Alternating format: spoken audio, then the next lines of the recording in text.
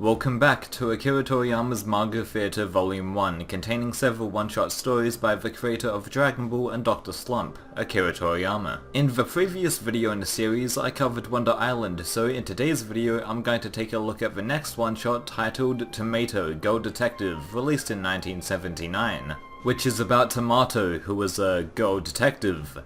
Well, there's more to it than that actually, so let's proceed. After Wonder Island 1, Wonder Island 2, and Weekly Highlight Island were published in 1979, Toriyama went on to make another manga which received more success compared to his previous two manga. 3 if you count Wonder Island 1 and 2 as separate entities, and that successful manga was Tomato Go Detective. Tomato Akai is the main character of the story, and Akai means the color red in Japan, so the pun is on red tomatoes. Anyway, she's 18 years old and is one of the first main female protagonists in Toriyama's manga, even before Arale.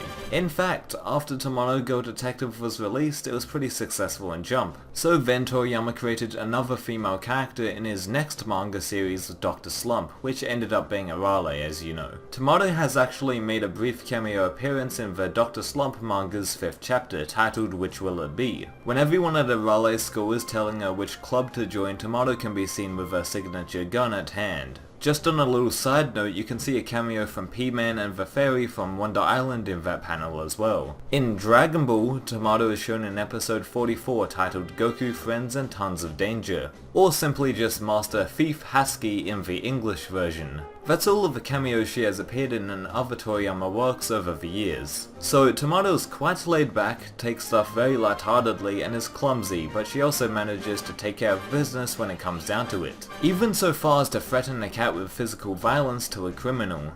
That's certainly an interesting tactic. This trait of someone being almost unaware of what they're doing but still succeeding kinda reminds me of both Goku and Arale, which is a neat detail. Tomato arrives at the police station in her pajamas on the first day of detective work, extending the fact that she doesn't really care about anything really. She then begins to change her clothes in public, which definitely confuses her colleagues. Anyway, her mission is to catch a criminal called Kenta Karaku, and she eventually finds him walking along the street. The criminal in Tomato Go Detective has an alternate ego in the Dr. Slump manga, which is a parody of Superman. Also, the name Kenta Karaku is a play off of Superman's other name, Clark Kent. So the criminal gets caught off guard by Tomato and jumps. The criminal comically takes a baby and threatens to stab it, along with the cockroach too, so then Tomato grabs a cat and then threatens that as well. Tomato is successful in her mission as she puts the criminal in prison and impresses her police partners at the same time. The last panel of the manga features Tomato in a dress that has the word tomato on it, celebrating with drinking some tomato juice, and the manga ends there.